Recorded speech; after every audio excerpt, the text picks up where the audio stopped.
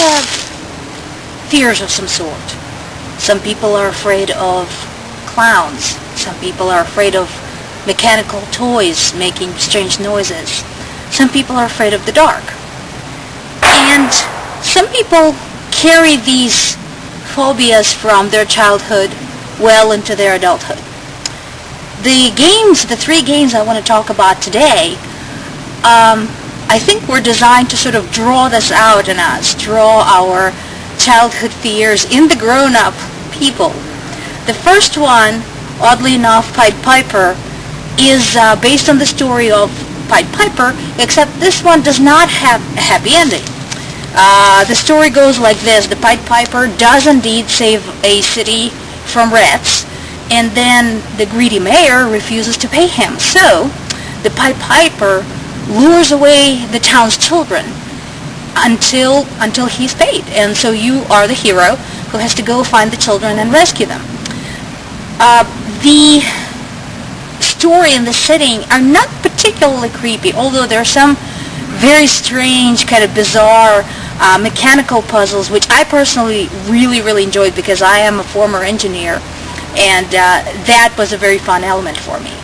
But by the time you get to the Piper's Tower, things kind of do get rather creepy and unsettling.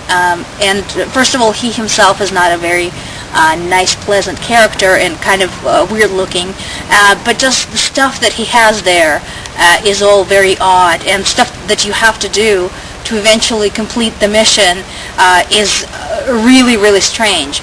So it is a fun game, especially after a couple of glasses of wine, when your mind starts working in some really strange way.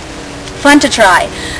The second game, called Stray Souls, a Dollhouse Story, is a degree more creepy than the Pied Piper.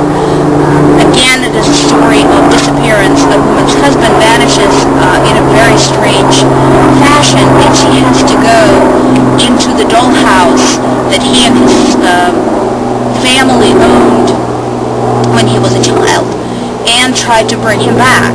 I'm warning you right now, if you are scared of clowns, do not play this game. It is going to freak you out because there is a character like that in that game that is very odd and very unsettling. The puzzles are really good. Again, there's a lot of mechanical element, but there's a lot of logical element there as well, where you're having to collect pieces to solve puzzles that come much later in the game. So that is a fun part. And just the whole premise and some of the environments, like an old destroyed house, a mental hospital. There's some very creepy scenes in the game. So very interesting and kind of a good scary adventure there. The last but not the least, and in my opinion probably the most unsettling and odd of the three games, is Dreamland. Dreamland, I played the extended edition, and that's the one I would recommend because it does add a whole other dimension, a whole other set of pieces that you have to collect, and it adds a whole different stage, a whole different scene to the entire game. So definitely get that if you can. And yet another story of disappearance and rescue. A sister is looking for her younger brother who vanished mysteriously in an old abandoned amusement park. Some of the scenes in the game are actually kind of nice. There is a beautiful old merry-go-round that is really pretty. There is some scenes that have like a lot of toys, interesting objects there. Really nasty, difficult hidden object scenes because again it's so bright and colorful. There's lots of textures and objects and a lot of fool the eye type of effects. But then there are also places that are really truly unsettling.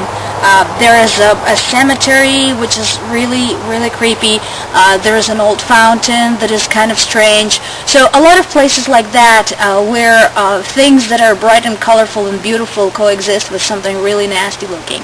And last but not the least, there is the creature that runs this strange amusement park, this kind of nasty, evil looking troll with a really annoying voice who constantly tries to discourage you from pursuing your mission. So, cool game, a lot of logical pieces involved, a lot of situations where you really have to think, oh gosh, how do these pieces come together? And it does have a good interactive map, but a word of advice, while the map does allow you to move from point to point quickly, and the map does tell you where you have a new hidden object scene available, it does not necessarily tell you if you have a task. So if you have a task to perform at a scene, but it is not a hidden object scene, you have to go and figure it out by yourself. And usually the best way to do that is to look in your inventory. So here's the 3 creepy games based on our childhood fears. Oddly enough, Pied Piper, the Lost Souls, the Dollhouse story, and Dreamland. And like I said, I recommend the extended edition. They're all offered by Gamehouse, and if you get the Fun Pass, you get steep discounts on those, including the extended editions. And when the extended editions of the games do come out, you also get first dibs. You get emails and notifications when the sort of the creme de la creme comes out. So definitely hop over, check it out, and see what you can find to amuse yourself. Until we meet again, this is Maria K., Ms. Review Central. Bye!